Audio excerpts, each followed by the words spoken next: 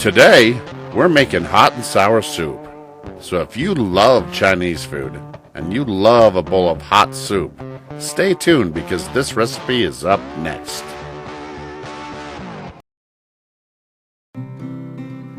Here I'm cutting several dime-sized slices of ginger.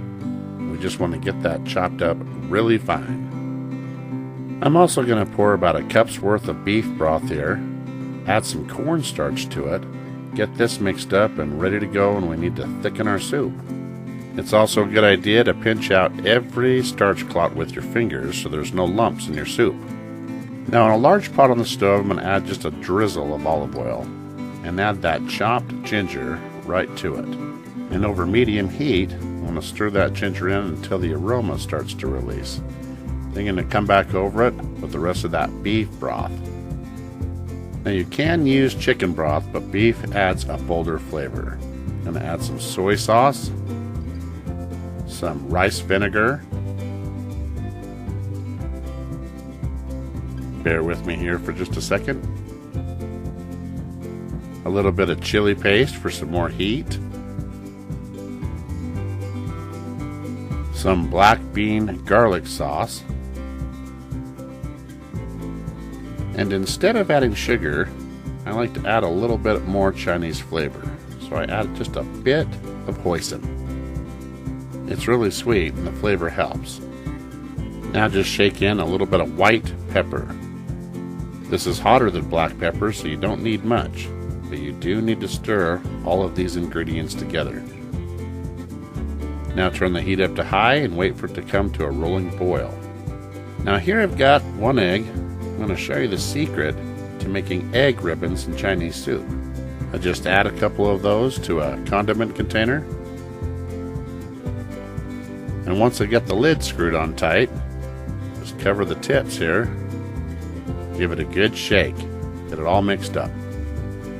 Now here I've got black fungus strips. They're dehydrated, so they need to be reconstituted with just a little bit of water. It only takes about 10 minutes. You want to push them all under, make sure they get a good soak. Now the secret to egg ribbons is this. Rolling boil, a good stir so the liquid is in motion, and then you go ahead and squeeze the eggs in. Now just wait for them to float to the top. There they are. Now just drop the heat back down to medium and take a good look at what you got. Now I'm going to go ahead and slice a carrot on the side of my grater here, then chop up the individual pieces julienne. Add these to the pot immediately because they take the longest to soften. Now here I've got a can of pre-cut bamboo shoots, so we're just going to add a little bit of that in as well. Remember our black fungus? I already strained the water out, but we'll add that in now too. Now just give that a good stir.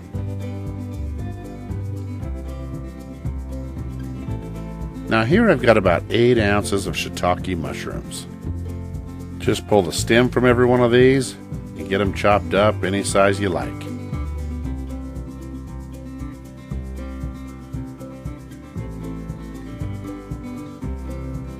And when it comes to the stems, don't throw these out like people suggest.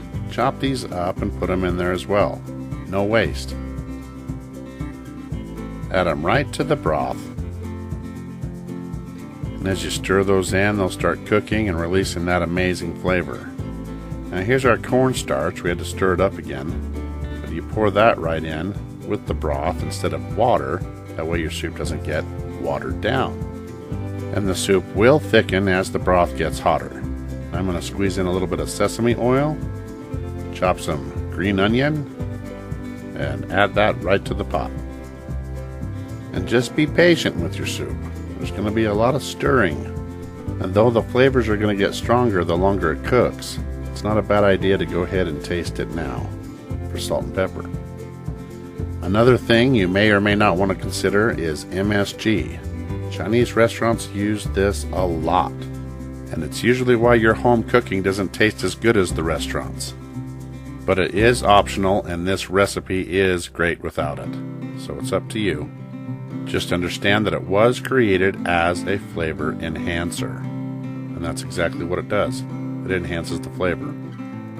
Now here I've got firm tofu. I'm going to slice this in half, lay it flat, and start long slices here, nice and even. And if you don't want the soy-based protein, you can add pork or chicken to your soup instead. Now I'm going to just cut even cube portions. I cut these exactly the same way when I make egg drop soup. Now just add these to the broth as well. Now just a little bit more stirring. We're going to go ahead and go in for our last taste test. And you want to just salt and pepper to taste. And 25 minutes later, from stovetop to bowl, we're going to plate. If you like this video, please give me a thumbs up and subscribe to my channel. Top it with a pinch of scallions. And there you have it. Hot and sour soup right here in the Poor Man's Gourmet Kitchen. Thank you for watching, and be sure to stop by PoorMansGourmetKitchen.com for more recipes and exact ingredients.